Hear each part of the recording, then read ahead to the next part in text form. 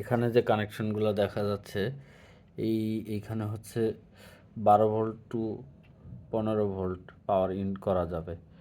12 0 12 অর্থাৎ গ্রাউন্ড লাইনের যে ট্রান্সফর্মার আছে সেগুলো ব্যবহার করতে হবে। সরাসরি 12 0 12 ইনপুট করানো যাবে, 15 0 15 পর্যন্ত করা যাবে। আচ্ছা, যাই হোক, এটা হচ্ছে স্পেশাল আউটপুট 5 ভোল্টের। এই যে এখানে মার্কিং দেওয়া আছে, এইখান দিয়ে 5 ভোল্ট বের করে আপনারা ব্লুটুথ কানেকশন দিতে পারবেন, ব্লুটুথ ড্রাইভার। আর এটা হচ্ছে আউটপুট, লেফট, মাঝখানে গ্রাউন্ড, এ পাশে হচ্ছে রাইট আউটপুট, আর এ পাশে হচ্ছে ইনপুটের লাইন। তো ভলিউমগুলো 4টা ভলিউম এক সিরিয়ালে দেওয়া আছে। আমি ডিস্টেন্সটা আপনাদের একটু দেখাবো আপনাদের বোঝার স্বার্থে। তো এখানে আছে হইল সম্ভবত এখানে 1 ইঞ্চি করে দেওয়া আছে,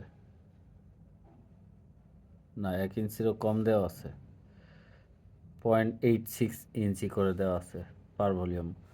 আর এই বড়টা দেওয়া আছে হচ্ছে 1.3 ইঞ্চি দেওয়া আছে। আপনারা এটা বুঝে নিয়েন যাতে আপনাদের কোনো সমস্যা না হয়।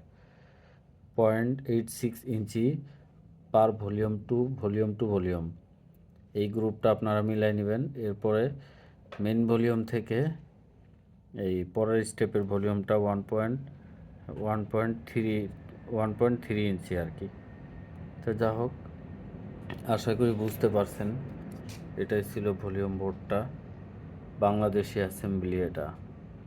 তো একই রকম এই কম্পোনেন্ট দিয়েই চায়নাতে অ্যাসেম্বলি করা হয়, আবার বাংলাদেশেও করা হয়। যেগুলো চায়নাতে করা হয় সেগুলো চায়নার বোর্ড থাকে, আর এই বোর্ডটা কমপ্লিট একটা বাংলাদেশি।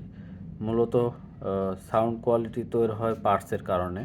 একই পার্টস চাইনিজরা সেটআপমেন্ট দেয়, একই পার্টস বাংলাদেশেও সেটআপমেন্ট দেয়। শুধুমাত্র বোর্ডের কারণে চাইনিজ বোর্ডগুলোর প্রচুর দাম হয়ে থাকে, এটা আপনারা অনেকেই বোঝেন, জানেন। সো আপনারা বাংলাদেশি বোর্ড মনে করে এটাকে ইগনোর করবেন না, যেহেতু স্পেয়ার পার্টসগুলা একই পার্টস চাইনিজ বাংলাদেশি ইউজ করে। আপনারা এটাকে ওই প্রায়োরিটির দিক থেকে দেখতে পারেন। খুবই ভালো সাউন্ড কোয়ালিটি দেয়, হাই গেইন দেয়। এই ভলিউমটা ইকো দেয়, এটা হচ্ছে মেইন ভলিউম, মানে এই মাইক্রোফোনের। আর এখানে মাস্টার ভলিউম, একটা হচ্ছে ব্যাস, একটা হচ্ছে টোন। এই ছিল প্রোডাক্ট পরিচিতি, আশা করি বুঝতে পারছেন। প্রোডাক্টগুলো এরকমই থাকে। তো আপনারা নিজেরা নেওয়ার পরে এগুলাকে একটু সুন্দর করে পরিষ্কার করে ইউজ করবেন, খুব ভালো পারফরমেন্স পাবেন বোর্ডগুলো থেকে।